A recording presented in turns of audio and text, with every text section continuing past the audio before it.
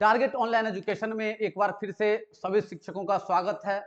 दक्षता परीक्षा की तैयारी करने वाले, प्रधान शिक्षक की तैयारी करने वाले, डीएलएड एंट्रेंस, सीटेट और सुपर सीटेट की तैयारी करने वाले उन तमाम अभ्यर्थियों का स्वागत है।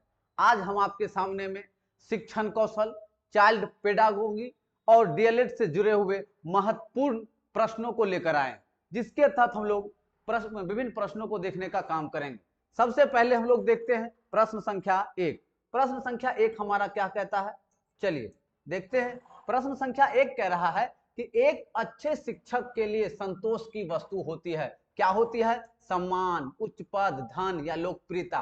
तो एक अच्छे शिक्षक न धन का लोभी होता है, न ही उसके अंदर लालची होती है, न उसको लोकप्रियता कमाने का मन होता है, सिर्फ उसको एक सम्मान की भूख होती है। क्या भूख होती है? एक सम्मान की। एक शिक्षक सिर्फ सम्मान कमाना चाहता है और वो समाज में सम्मान पाकर ही गदगद हो जाता है। ये अलग बात है कि कुछ भौतिक जरूरतें को पूरी करने के लिए कुछ राशि की जरूरत होती है, लेकिन एक शिक्षक का हृदय तभी जाकर शांत होता है जब उसे सम्मान मिलता है। चलिए इसका आंसर क्या हो जाएगा? ए, सम्मान। चलिए दूसरा को देखिए, बच्चों में साहस की भावना विकसित करने हेतु शिक्षकों को क्या करना चाहिए? बच्चों में साहस भरना है, और साहस भरने के लिए क्या करेंगे आप बताइए? पहला, उपदेश देना चाहिए।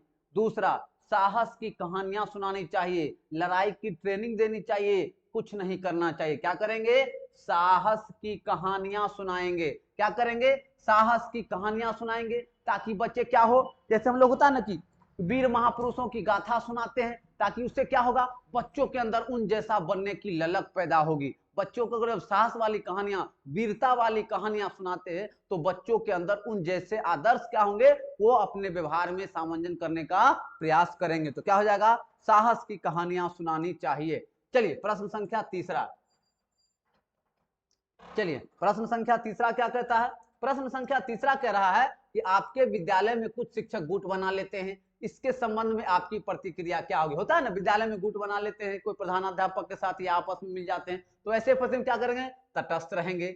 उन शिक्षकों को गुट न बनाने की सलाह देंगे, प्रधानाचार्य को सूचित करेंगे और प्रबंधन समिति को सूचित करेंगे। तो क्या करेंगे आप? सबसे पहले उन शिक्षकों को कहेंगे कि गुट क्यों बना रहे हैं, गुट न बनाने की सलाह देंगे, विद्यालय में बेहतर वातावरण बने इस और प्रयास करने के लिए सजेस्ट करेंगे। तो क्या करेंगे हम लोग? शिक्षकों को गुट न बनाने की सलाह देंगे। चलिए चौथा देखिए, विद्यालय में पूर्ण अवकाश की घंटी बजने के बाद आप क्या करेंगे? तुरंत घर चले जाएंगे, साथियों से गपशप करेंगे, छात्रों के जाने के बाद ही जाएंगे, या अधूरे कार्य पूरा करने के बाद जाएंगे? तो तुरंत घर काट दीजिए, साथियों से गपशप काट दीजिए। अब आपका तीसरा चौथा देखिए कि छात्रों के जाने के बाद जाएंगे और अधूरे कार्य पूरा करने के बाद जाएंगे। तो दोनों लग रहा है कि कुछ ना कुछ सही है, लेकिन सबसे बेस्ट ऑप्शन होगा वो होगा चौथा, कि छुट्टी होने के बाद कुछ अधूरा कार्य रह गया है, जैसे पार्टी का हो, कुछ हम लोग बनाते हैं, या कल की पढ़ाने के लिए रणनीति हो, या आपस में शिक्षक गोष्ठी हो, तो वो सारे चीज फाइनल करने के बाद ही हम घर के लिए प्रस्थान करेंगे। तो चौथा का आंसर क्या हो जाएगा? डी। चलिए आगे बढ़ते हैं प्रश्न संख्या 5 के साथ। चलिए प्रश्न संख्या 5। प्रश्न संख्या 5 हमारा क्या कहता है कि अध्यापक का प्रमुख कार्य क्या है? छात्र को सीखने के लिए प्रेरित करना, छात्रों को पढ़ाना, छात्रों का ज्ञानवर्धन करना, छात्र को अच्छे संस्कार में डालना। तो क्या हो जाएगा?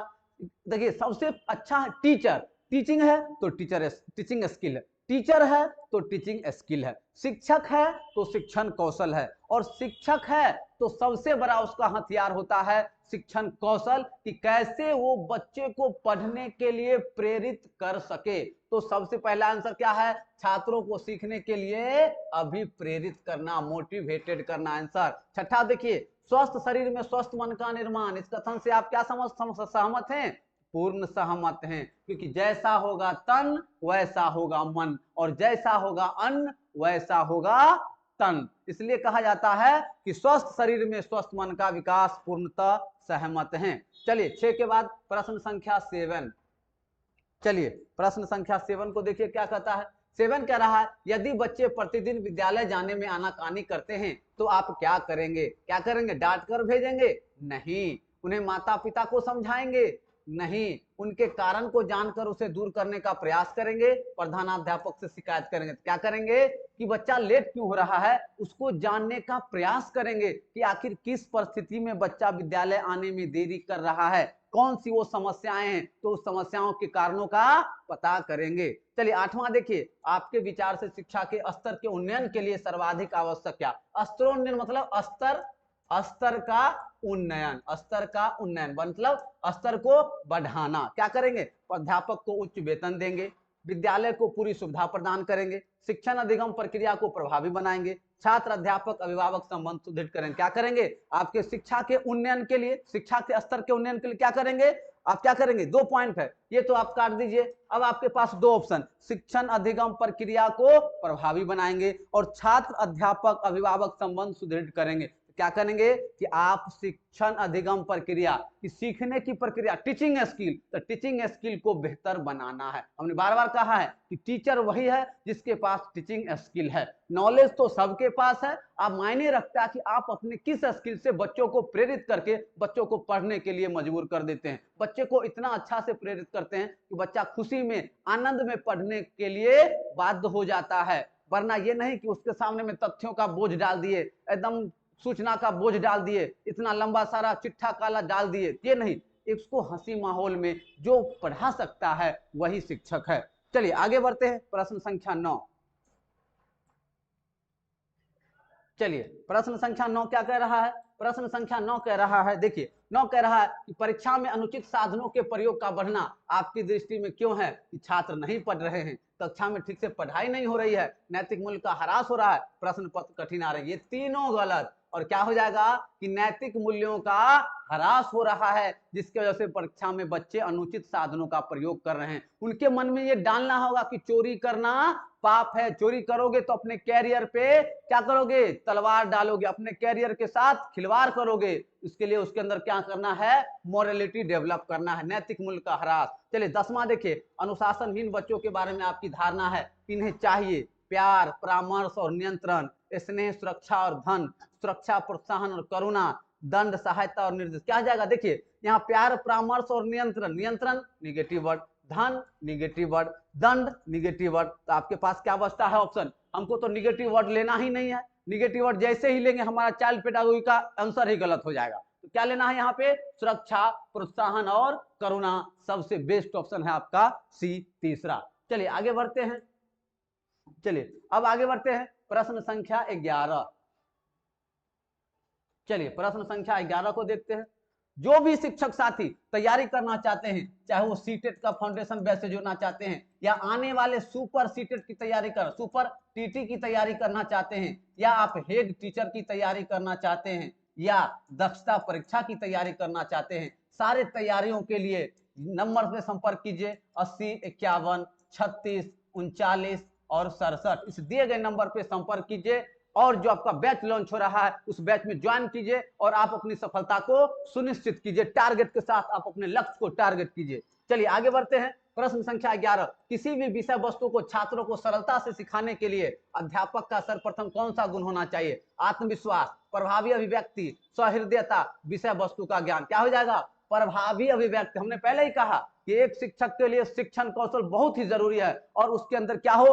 प्रभावी अभिव्यक्ति हो, जिसके द्वारा बच्चों को मोटिवेट कर सके, अभिप्रेरित कर सके, बच्चों को पढ़ने के गुण बता सके और बच्चे अपने लक्ष्य के लिए समर्पित हो सके। इसके लिए प्रभावी व्यक्तित्व अभिव्यक्ति बहुत ही जरूरी है। चलिए प्रश्न संख्या 12 को देखिए। यदि कोई छात्र कक्षा से बाहर अध्यापक से प्रश्न पूछता है तो आप क्या सोचते हैं? वह पढ़ाई में कमजोर है? नहीं। कक्षा में कुछ भूल गया होगा? वह दिखाना चाहता है कि वह बहुत परिश्रमी है? नहीं। गरीब घर का है? नहीं। तो क्या हो जाएगा? कक्षा में कुछ भूल गया होगा। होता है ना पाठ के दौरान कुछ ऐसा भूल गया तो आपसे पूछ दिया, पिछले पाठ का भी पूछ सकता है वो, तो ऐसी स्थिति में क्या हो जाएगा? इसका आंसर बी। चलिए आगे के बाद प्रश्न संख्या 12 के बाद प्रश्न संख्या 13। चलिए प्रश्न संख्या 13 क्या कहता है? एक सफल अध्यापक वह है जो सामान्यतः क्या करता है? एक सफल अध्यापक कौन है? अपनी कक्षा का नियंत्रण कर सके, प्रधानाचार्य को संतुष्ट कर सके, छात्रों की ज्ञान पिपासा को दूरी कर सके और प्रभावी ढंग से अध्यापन कर सके। क्या है एक सफल अध्यापक? क्या है एक सफल अध्यापक? वो है जो छात्रों की जिज्ञासा को शांत कर सके। क्या कर सके? छात्रों की ज्ञान की जिज्ञासा को शांत कर सके, प्रभावी ढंग से अध्यापन कर सके। ये तो आपका दोनों गलत। अब आपके दो ऑप्शन है यहाँ पे। एक सफल अध्यापक वो है जो सामान्यतः छात्र की ज्ञान पिपासा, मतलब छात्र के अंदर जो जिज्ञासा उठती है उसको शांत कर सके और प्रभावी ढंग से अध्यापन कर सके। ये दो ऑप्शन है आपके पास। और कह रहा है कि एक सफल अध्यापक, तो एक सफल अध्यापक कौन हो जाएगा बताइए? एक है छात्र की ज्ञान पिपासा और प्रभावी ढंग से अध्यापन कार्य, कौन हो जाएगा? तो सबसे बेहतरीन आपका ऑप्शन है डी, क्योंकि हम बार बार कहते हैं कि एक शिक्षक के लिए शिक्षण कौशल, प्रभावी अधिगम शैली, अभिप्रेरित करने वाला शिक्षण अधिगम, तो क्या हो जाएगा? प्रभावी ढंग से अध्यापन कर सके। चलिए 14 को देखिए, यदि छात्र के प्रश्न का उत्तर शिक्षक को न आता हो तो क्या करे? प्रश्न को अनसुना कर देना चाहिए, छात्र को डांट कर बैठा देना चाहिए, उल्टे छात्र से ही प्रश्न पूछ लेना चाहिए, बाद में बताने का आश्वासन। क्या करेंगे हम लोग? ऐसा नहीं है कि यही सब तीनों कर देना, कुछ कुछ कर देना है। उसको कहेंगे कि इस विषय वस्तु पर रिसर्च करेंगे, इस विषय वस्तु को अच्छे से देखेंगे और कल बता देंगे। तो क्या करेंगे? बाद में बताने का आश्वासन देंगे। क्लियर है? कहीं से कोई दिक्कत नहीं। चलिए आगे बढ़ते हैं। प्रश्न संख्या 15। चलिए प्रश्न संख्या 15 क्या कहता है? विद्यालय के सभी कार्यक्रमों में सहभागिता रखनी चाहिए, क्योंकि सीखने का अवसर मिलता है, आत्मविश्वास के विकास में सहायता मिलती है, व्यक्तित्व का विकास होता है, उपर्युक्त सभी। तो ये सारे ऑप्शन क्या हैं? कहीं न कहीं कार्यक्रम में भाग लेने से ये सारे विकास बच्चों में होते हैं। चलिए, क्योंकि सीखने का अवसर भी मिलता है, आत्मविश्वास का विकास भी होता है, व्यक्तित्व का विकास होता है, सब कार्यक्रम में भाग लेते हैं, बोलते हैं तो कहीं न कहीं बोलने की शैली, अच्छे वक्ता बनने की शैली प्राप्त होती है। तो ये सारे ऑप्शन सही हैं।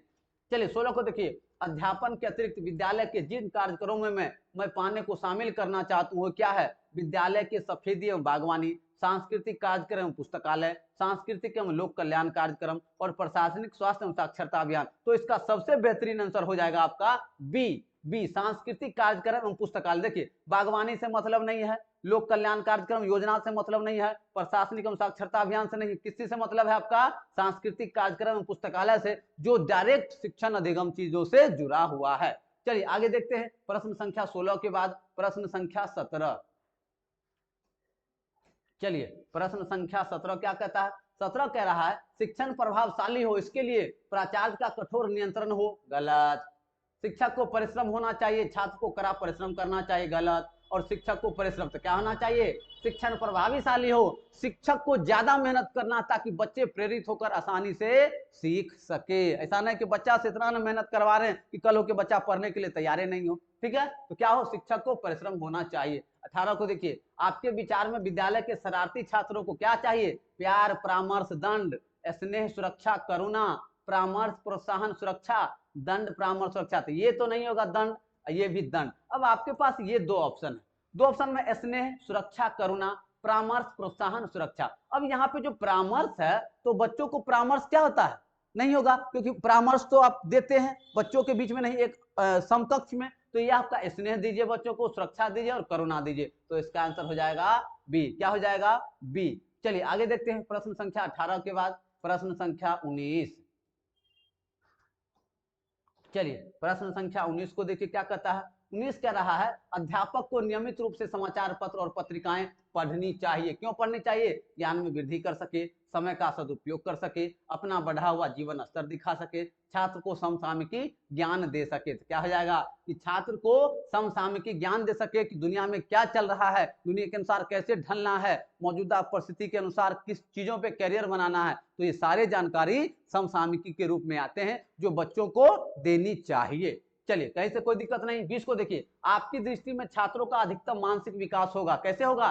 शारीरिक परिश्रम के द्वारा नहीं, सांस्कृतिक गतिविधि के द्वारा, अच्छे साहित्य द्वारा और मानसिक कार्य के उचित। ये दोनों गलत। अब देखिए क्या है, छात्रों का अधिकतम मानसिक विकास कर रहा है, तो मानसिक कार्य के उचित वातावरण द्वारा, मानसिक कार्य के लिए एक माहौल तैयार करेंगे तभी तो बच्चे का मानसिक विकास होगा। प्रश्न पूछेंगे, थोड़ा सा सस्पेंस बनाएंगे, थोड़ा सा सस्पेंस बनाएंगे तो बच्चे सोचेंगे इसका जवाब क्या होगा। तो ऐसी परिस्थिति में बच्चे अपने दिमाग का यूज करेंगे, मानसिक चेतना का विकास होगा, मेंटली एक्सरसाइज होगा। और जब मेंटली एक्सरसाइज होगा तो बच्चों का मानसिक विकास होगा। ये नहीं कि एकदम क्वेश्चन पूछे एक ही बार में जवाब देना, नहीं, बच्चे को सोचने दीजिए। बच्चे जितना ज्यादा सोचेंगे, कहते हैं ना, बच्चे को रीजनिंग बनवाइए, तर्क शक्ति बनाइए, पजल बनवाइए, ताकि बच्चे ज्यादा से ज्यादा समस्या समाधान करने की क्षमता को पैदा कर सके।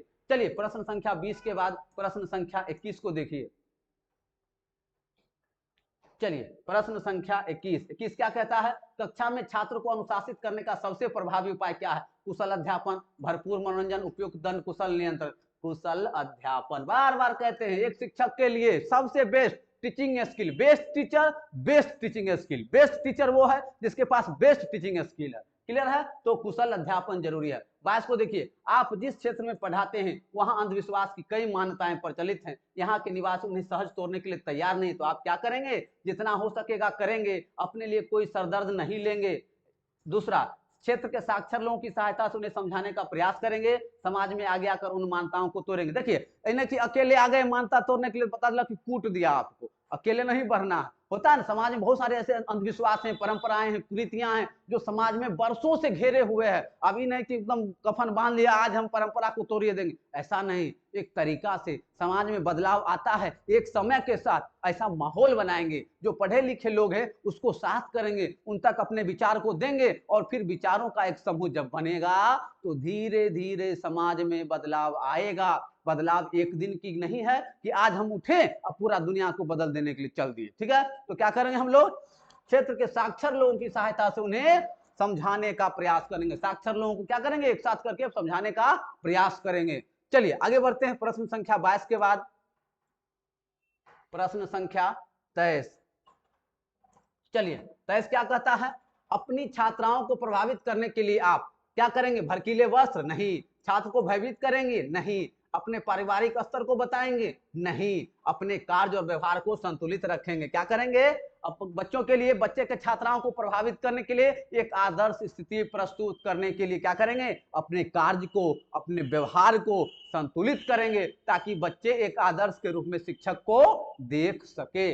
चलिए आगे देखते हैं प्रश्न संख्या 24। जो भी शिक्षक साथी दक्षता परीक्षा, प्रधान शिक्षक की परीक्षा, डीएलएड प्रवेश परीक्षा या सीटेट या सुपर सीटेट के फाउंडेशन बैच में जुड़ना चाहते हैं, तो वह स्क्रीन पे दिया गया नंबर है 80 51 36 39 और 67, ये दिए गए नंबरों पे संपर्क कीजिए और आज ही बैच से ज्वाइन कीजिए। मटेरियल प्राप्त करना हो, टेस्ट सीरीज ज्वाइन करना चाहते हैं या ऑनलाइन क्लास को ज्वाइन करना चाहते हैं, आप इस दिए गए नंबरों पे संपर्क करके ज्वाइन कीजिए। चलिए आगे देखते हैं प्रश्न संख्या 24। विकलांगों की शिक्षा भी समान बच्चों के साथ होनी चाहिए। क्यों होनी चाहिए? वे सहानुभूति के पात्र हैं? नहीं। उनमें समान जीवन जीने का साहस आता है, वे किस्मत के मारे हैं? नहीं। उनके लिए अलग व्यवस्था संभव नहीं। क्या करना है? उनको बी ऑप्शन देखिए, बी ऑप्शन होगा। क्यों होगा सामान्य जीवन? उसको तो आप स्पेशल विद्यालय ला दीजिएगा, स्पेशल समाज कहां से ला दीजिएगा? बच्चे दिव्यांग हैं, बच्चे मानसिक रूप से कमजोर हैं, हो सकता है बच्चे थोड़े से अलग हैं, समान बच्चों के साथ अलग हैं, तो क्या उसको आप स्पेशल विद्यालय डालिएगा? स्पेशल विद्यालय में तो पढ़ा दीजिएगा, और जब बच्चे जवान हो जाएंगे, शादी ब्याह हो जाएगा, तो उसके लिए समाज कहां से लाएंगे? दिव्यांगों का अलग दुनिया बसाएंगे, जो मानसिक रूप से कमजोर उसके लिए अलग दुनिया बसाएंगे? नहीं। उसको फिर उसी समाज में आना है, और उसी समाज में रहने के लिए वो उसी समाज में रह रहे बच्चों के साथ पढ़ेगा, लिखेगा, उसके साथ समाजीकरण करेगा, ताकि आने वाले भविष्य में उसको कोई दिक्कत नहीं हो। इसलिए क्या करते हैं हम लोग? विकलांग की शिक्षा, दिव्यांग की शिक्षा भी समान बच्चों के साथ करेंगे, ताकि समान जीवन जीने का भी उनमें प्रारंभिक स्तर से ही साहस आ सके। चलिए प्रश्न संख्या 24 के बाद प्रश्न संख्या 25।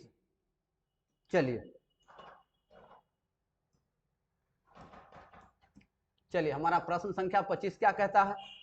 चलिए प्रश्न संख्या 25 कह रहा है, शिक्षण कार्य में शिक्षक सदैव सीखता रहता है, क्योंकि वह नियमित समाचार पत्र पढ़ता है, छात्रों की कॉपियां जांचता है, वह तरह तरह के छात्र अभिभावक से मिलता है, अपने विषय ज्ञान को बढ़ने के लिए सदैव अध्ययनशील क्या रहता है? अपने विषय ज्ञान को बढ़ाने के लिए सदैव अध्ययनशील रहता है। एक अच्छा शिक्षक स्वाध्याय से जुड़ा रहता है, अपने अध्ययनशीलता से बच्चों को क्या करता है? शिक्षण अधिगम भी देता है, अपने टीचिंग स्किल से बच्चों को अभिप्रेरित भी करता है। तो अच्छे शिक्षक में ये सारे गुण हैं। तो जो भी शिक्षक साथी ज्वाइन करना चाहते हैं, मटेरियल प्राप्त करना चाहते हैं, टेस्ट सीरीज ज्वाइन करना चाहते हैं, या टारगेट ऑनलाइन एजुकेशन को ज्वाइन करना चाहते हैं, अपने टारगेट में सफल होना चाहते हैं, तो आप दिए गए नंबरों पे संपर्क कीजिए और आज ही रजिस्ट्रेशन कीजिए और आप अपनी सफलता को सुनिश्चित कीजिए। इन्हीं शब्दों के साथ आज के इस टॉपिक को समाप्त करने की घोषणा करते हैं। मिलते हैं अगले वीडियो में एक नए टॉपिक, एक नए सब्जेक्ट के साथ। तब तक के लिए जय हिंद।